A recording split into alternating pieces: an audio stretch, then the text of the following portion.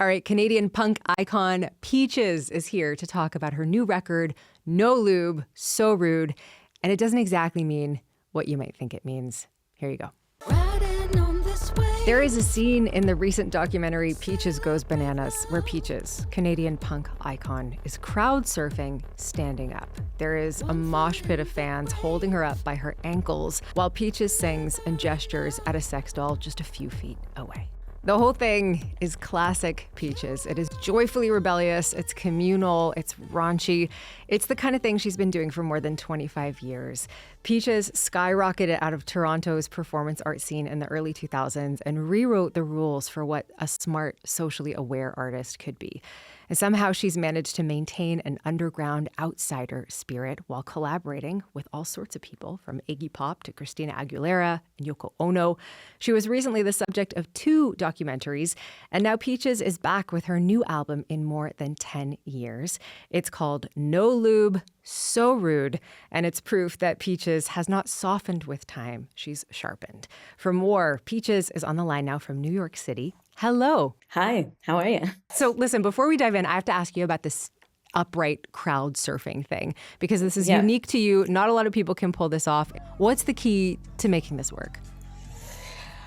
The key is hoping that people don't have their phone in one hand while they're trying to hold your feet, because if you fall, that's the end. Yeah, it's just a sense of trust and just hoping that people get it, and they do, and letting them know that I trust them, and I want them to trust me too.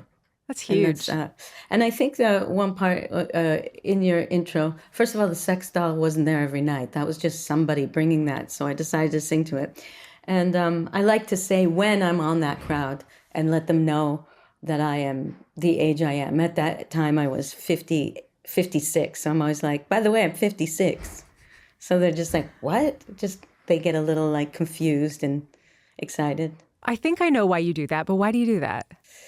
Just because you're having fun, and it just seems like such a normalizing thing and a powerful thing, and you forget how we view age or what we think age is, and that we think this like punk attitude is something young.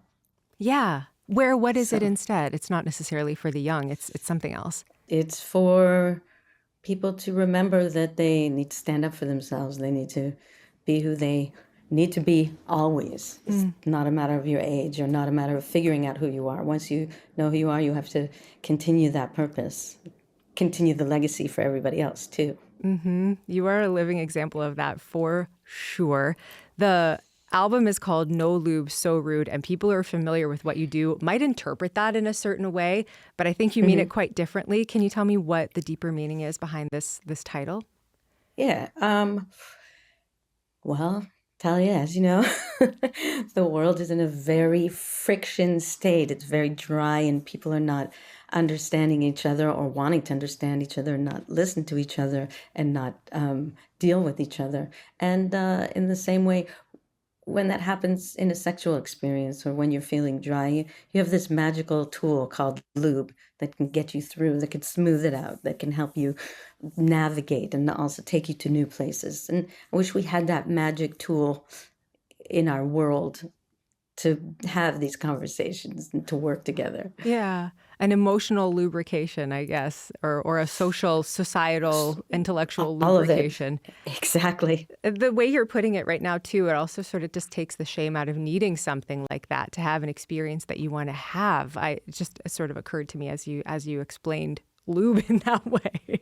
Yeah, no, it's so true that, we are still brought up to be shameful of ourselves and our desires. And I think even if you're in that situation where you're dry, or where you need a little more, sometimes you might just go, oh no, it's okay, I'll just get through this, or something, which is not what it's about. So instead of just getting through this, you could help yourself and also come to a new experience. Yeah. I mean, this is a perfect example of what I wanted to ask you next, where your lyrics are often provocative, but there is emotional intent that's behind them, and you've said that there's very specific emotional intent behind every lyric on the record. What were some of the emotions that you were sitting with while you were writing No Lube So Rude? Well, I think of the basis of always my work and that it keeps going and that it's more relevant. More relevant is just to have control and bodily autonomy, just like control of your own bodies, because that's all we have. That's all we have to give, and that's what everything is encased in. And if we don't have that, it's if we are told to fear it, if we are made to shame it, that is not going to help us be who we want to be and take us to other frustrating places where we are going to demand things that we probably don't need if we could focus on our own bodily autonomy. And I think if we take it on a bigger level, this is what is happening in sort of our newly fascist ideologies that are taking away all the rights of everybody who's not white male privilege. So we have to watch out, and we have to make sure that fear does not extend to us, or that we can find a way to remember that is our right, our human right. Yeah, to have bodily autonomy. That's all we got. Yeah, yeah. On the subject of celebrating our bodies and having autonomy over them, and also what you were saying a little bit earlier, I want to play a little bit of the song Panna Cotta Delight. Here we go. Building on my tension, suspension, bouncing on my tires of dissension. Pay attention, your intention. I don't need insurance, I got pension. Yes, I'm old, solid gold. A woman in control of all her holes. And my roles, I feel my goals. Never come in second, check the polls.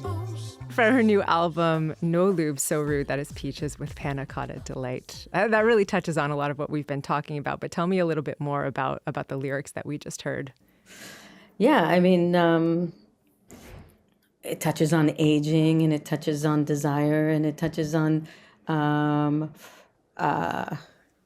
you're right to have pension or insurance, And when you think about it, people talk about insurance, but then when you're older, it's very important to think about pension also. Yeah. And it shouldn't be shameful or strange. Yeah. Yeah. And a woman in control of our holes, all her holes. It's very important. It is very, very, very important. For people who don't know, who have never seen a show of yours, you often end up in various states of undress by the end of the show, often topless. And you've got a song in the album that sort of looks at how women's breasts change over time and sag over time, and how we have all these things. And we're taught to have shame about all of these things. And to me, you seem to have developed an immunity to that shame. So I want to know if you actually have, or... It's a manifestation. It's a manifestation, You're like saying, I'm going to be okay with this because you have to be. And again, we are told not to be. And also songs always say that, oh, these are cute and little, or these are this and they perky, or they're, this and that. But gravity is a real thing, and that's okay. Absolutely. Let's go with it. You can't fight it. But also, I'm comforted sort of to hear that you say that it's a manifestation and not necessarily a given on every single day. Because, No. It's just, am I understanding that right? As in, it's something that you're like, by making this commitment, I'm asking myself to be this person, and I'm showing. Definitely. Yeah. Definitely. I feel like that's kind of something that I've always been doing. And I think sometimes it's easier to do this performatively, and a manifestation, and on a deeper level to reckon with it for real, emotionally. That's still coming. That's not always there all the time, but Right. the manifestation helps. That's harder, yeah, than stepping into a performance space where you can not hide behind clothing, but hide behind something else. Or no clothing. Or no clothing. Yeah, exactly. Do people come up to you and tell you what it means to them to see you put yourself out there in that way? Yeah, they do all the time. Yeah, I'm sure. I mean, what does that do for you? What does it make you feel? It makes me feel like I have a reason to have these manifestations, and that this is my purpose. This is something that I can give back, but also give to myself. I want to go back a little bit. You were in your 30s when you had this big breakout with Fuck the Pain Away, or for our radio audience, F the Pain Away. And you've talked about how even though you identified as a performance artist, it was very important to you to tell yourself and to tell other people that you are a musician. Why was that distinction so important to you? I think it was important to me at the time just because people were sort of having this problem with the way I was making music, or that me, who I was, how I was making it, or I don't know. I don't really care anymore. But at the time, it seemed like people were very confused. Like, is this performance art? Is this real music? You know, and I don't think that's the point. Or it doesn't really have to be such a purist act. For you know? sure. When I was thinking about why that might have bothered you then, I was thinking, like, what's performance art? Like, anybody could do anything and perhaps call it performance art, but to say that you are a musician at that time might have felt like had a different gravitas to it. Do you know what I mean? I think it was more because I came from music, and that I learned from music, and that I wasn't considered a musician was strange, because that's how I saw music, and that's how I saw the development of music. Yeah. And so again, I thought that it wasn't a very open idea of what music could be. Yeah. Part of your musical origin story is that you used to work in childcare at the YMCA, and you were singing songs to entertain kids. Yeah. Do you remember any of those songs by any chance? Yeah.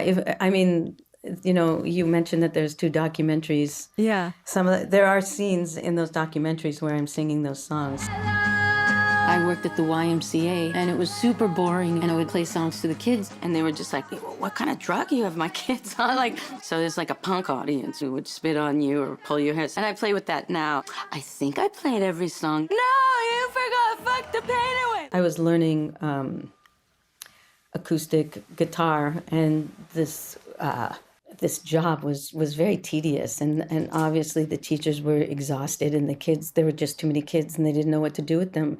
And I found a way to both soothe and stimulate the kids through guitar, and also my theater creative training taught me how to organize them, and also think about all the lack of creative training that I had when I was that age and growing up, and how it was never a process. It was always like, put on this, your parents are coming, you say this line, and then get off the stage or whatever. So this was not about like bringing parents in or anything. It was about letting kids develop their understanding and play out roles. You'd said that little kids aren't that different from punk rock audiences. Yeah, because if they don't like you, they're going to show you right away. They're going to just like lose attention, and they're going to jump on you or pull your hair, or they don't care. Yeah. They don't have this filter. What did it do for you at that time to be so free in making music for an audience that really, like, they're not going to tell anybody, it doesn't really matter, and you find out what works in the moment? It was just free to see what worked for. It was just free to see how it could how we could communicate together, how it could be an act of something that they were excited about, that they could develop, that they could think about, that they could also enjoy, which is kind of what I do with Peaches too. You want people to enjoy, but you also want them to think about it and develop and feel like there's a reason why you're doing it. Yeah, and you want them to feel free to be themselves while you're doing it too. Exactly. That's another similarity I hear. In talking about this documentary, Peaches Goes Bananas, you talk a bunch in it about your late sister, Suri, and about her ability to entertain everybody around her and to make them feel good. Yeah. Yeah, I mean, she did it in her way, and I do it in my way too. Yeah. I'd love to just know a little bit more about what she was like. She just wanted to make sure that everybody felt good around her, that they didn't feel uncomfortable to see her in a wheelchair or feel like that she had any sort of disability.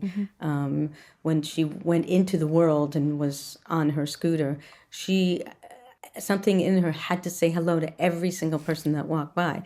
It was very interesting because you could see some people were just like, oh, why are you talking to me? You know, which is fine. Everybody's prerogative. And she would just make new friends that way too. And in that way, she had a scope of friends from like 5 to 90. Wow. Was she older than you or younger than you? Yeah, 3 years older. 3 years older. So that's and growing up. Yeah, but growing up, it was when you're younger, it's always like age is such a thing. Like she's 3 years older. I always knew it was coming 3 years ahead. So. Yeah. She, as you said, she used a wheelchair. She had multiple sclerosis. And in the past, you've connected her to this song on your last album that I really like called I Mean Something, where you sing, no matter how old, how young, how sick, I mean something. What do you mean by that? Just giving everybody the ability to, again, express themselves the way they need to. Yeah. Well, I want to talk some more about your new album, No Lube So Rude. In particular, a song called Fuck How You Wanna Fuck, or F How You Wanna F. And let me just say, saying swears on a microphone for me as a radio host, like I am losing my mind. How is this real? Okay, here we go. This is the song. That's what I'm here for. Fuck heaven, I'm a cougar, caught my claw, there's no law, I need a spa. Roe versus Wade, leather and sway, out of my way, slay what I say, hands off my gay. Hands off my gay. Yes, I feel raw, don't need a bra, eating oyster, feeling bourgeois, tra-la-la-la. Methylprostrone, progesterone, suck on a bone, leave us alone, stuff a calzone. Starlink, ain't no beats, shove it and squeeze, get on your knees. Don't like it, send a complaint, straight to my taint, I am no saint. That's Peaches with the song Fuck How You Wanna Fuck, or F How You Wanna F. First of all, you're smiling, like almost laughing to yourself. Why? Because of what you said also, and then that you're listening to this, and there are clean versions of this song, but that you decided right now to not play the clean version. Yeah. All this, and I really am proud of these lyrics. I've done so many interviews, but people are not usually playing the tracks and talking to me specifically about the tracks, so this is exciting for me. Good. The rhymes are so creative, like they're just bombastic. You have the audacity to rhyme things that I would never think would go together, but they work, and it's such a delight to listen to. What's your rhyme like? Are you walking around writing down rhymes all the time? How are these things coming to you? They're not always, and I don't write every day. It's not it's not the easiest thing for me, and you'll write some, and then how do you keep going from there? This is I'm very impatient with myself, so I'm like, oh yeah, that's done. But then when you look over again or see what you're written, you're like, that doesn't have it. It's not. You have to just keep trying and making it work for you. You can't, like, I try to convince myself, no, this is all right. But then if I'm trying to convince myself, I know it's not all right. Yeah, for sure. Okay, so sorry, I got distracted by the rhymes that we just heard and how great they were, but I want to go back to the actual song itself that we were listening to. You have lyrics about Roe versus Wade and U.S. Supreme Court Justice Brett Kavanaugh.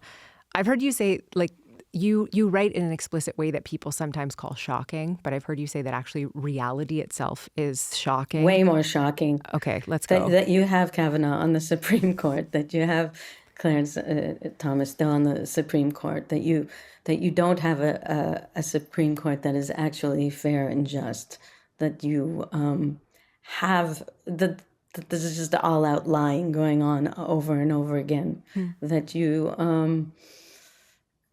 that methylprostrone, which is the drug, the anti-abortion pill that you take, is like trying to, is being banned in states. That just healthcare is threatened. All these things is shocking. I mean, I guess I don't even know how to ask the question that I want to ask, because it's like the difference between people interpreting you making art out of it as a shocking thing. It's almost like you're just kind of saying. I'm reacting. I'm not making this stuff up. Yeah. You're not trying to be provocative, I guess, I'm getting from what you're, but in some ways you are trying to be provocative because there's pretty explicit stuff too. Yeah. And I'm also trying to bring attention to it and then say, like, you think this is provocative. What I find provocative is what is actually going on is very provocative. And also, so That's right. I get it.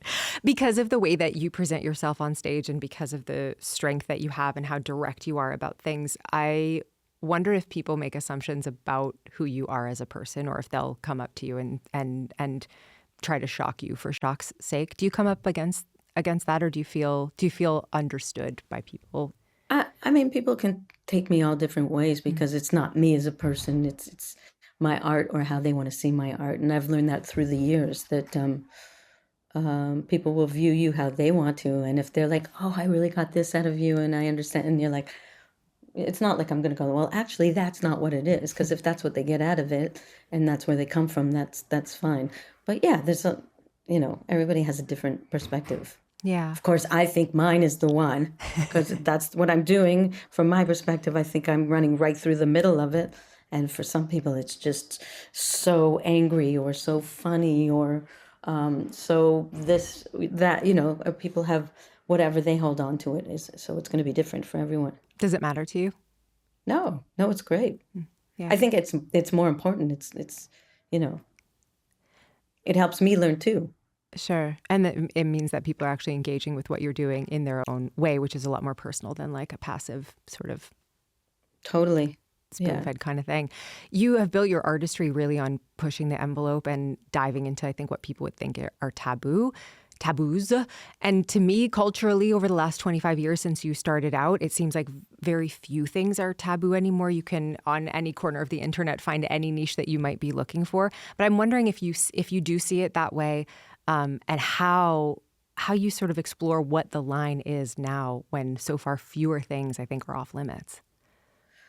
I don't really, and I've said this a lot before, but it's not that things are off limits. It's more depending on what rabbit hole you go down. Mm-hmm. Do you know what I mean? Like we are on this liberal, open-minded rabbit hole right now, but if you put me on like Fox Network, it would be a whole different, I wouldn't be on there, but if you did put me on there, do you know what I mean? Like it's just a matter of where on the perspective. And so, like I said, in the same way that whenever I say what I say, I think I'm on the middle ground because that's where my head finds the middle. But there's so much openness, but there's also so much backlash, and there's so much going on in every direction. I would love to see the Peaches on Fox News interview personally, if they ever. I would love to see that too. I feel it's very important to be on those, not just stick to the converted, preach to the converted. I agree with you, and taking in media from sources all across the political spectrum so you can understand how people are speaking about things no matter where they sit or engaging. Yeah, you need to know that. Yeah. You need to know that. Yeah, for sure. Your demeanor is so peaceful and so calm, and it's a bit unexpected to me. I don't know what that says about, like, it's... Well, I'm not, when I'm on stage, it's me, one person, and trying to engage with 1,000, 2,000 people. But when it's like a one-on-one, it's me and you. Yeah. So. Yeah, and I appreciate it. It's quite fun to talk to you. You said that the goal of the album is to turn darkness into light, to lessen friction, as we were talking about before, and to share joy. You have to really live inside of an album in order to make it. So after spending so much time with these ideas, has making No Lube So Rude changed you in any way? I think I'm still on the journey. I think that this is just the beginning. I haven't even done the first live show of it, so it's like an evolution of it. I'm going to get back to you on that one. Okay. We'll do a little follow-up. But before we go, I want to ask you about the last song on the album. It's called Be Love. It is not confrontational. It's expansive, and it's a very warm, inviting song to my ear. Yeah. Why did you want to end the album on that note?